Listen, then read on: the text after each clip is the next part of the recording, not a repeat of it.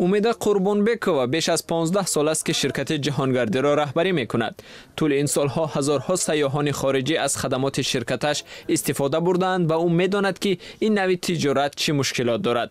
با گفته امیده قربانبکova طول چند سال اخیر برای رشد این بخش در تاجیکستان تلاش‌های صورت گرفته است. از جمله کمیته الهیده سیاحی تشکیل شده، شرکت‌های نو تأسیس برای 5 سال از پرداخت انداز آزاد گردیدند. اما از نگاه او برای معرفی موضع‌های دیدنی تاجیکستان این اقدام کفایت نمی‌کند، بلکه به سرمایه‌گذاری بیشتر نیاز است.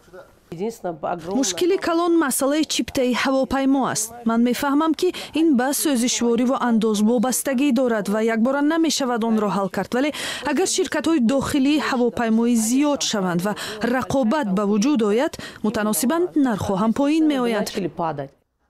در تاجیکستان اینفراساختور ضروری برای جهانگردی بین‌المللی رشد چشمگیر ندارد. راه‌های ناهموار در موضع‌های تاریخی و دیدنی، نبودی شرایط مساعد برای سیاحان، کمبود مهمانخانه و مشکلات در خدمات به آمد و رفت سیاحان تاثیر می‌رساند.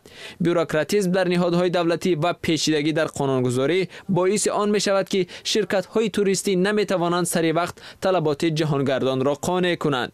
در صورت حل همه این مشکلات و جلب سرمایه ضروری، تاجیکستان شانس خوب برای وارد شدن به فهرست کشورهای قابل توجه برای توریسم را دارد.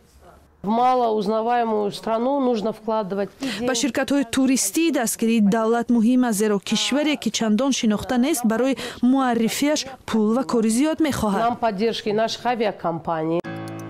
تاجیکستان موضع‌های زیادی را برای سیاحان دارد. 93% کشور را کوه‌ها تشکیل می‌دهند. قله‌های بلندترین آن برای کوهنوردان مثل بهشت است. بیش از 1000 دریاهای پرتقیان دارد. ساحل‌های اسکندرکول که چون زمرد کوهی معروف است، سرز و هفت‌کول یکی از دیگر با جذابیت، قعر و مصفا بودن فرق می‌کنند. بیش از نصف پیریخ‌های آسیای مرکزی در حدود تاجیکستان جای گرفتند. همچنین این کشور ممنوعگاه‌هایی دارد که در آن رستنی و جانوران نادر نگهداری می‌شوند. شهرهای قدیمی خوجند و پنجکین، قلعه‌های حصار و هلبوک از قبیل معماری‌های تاریخی اند.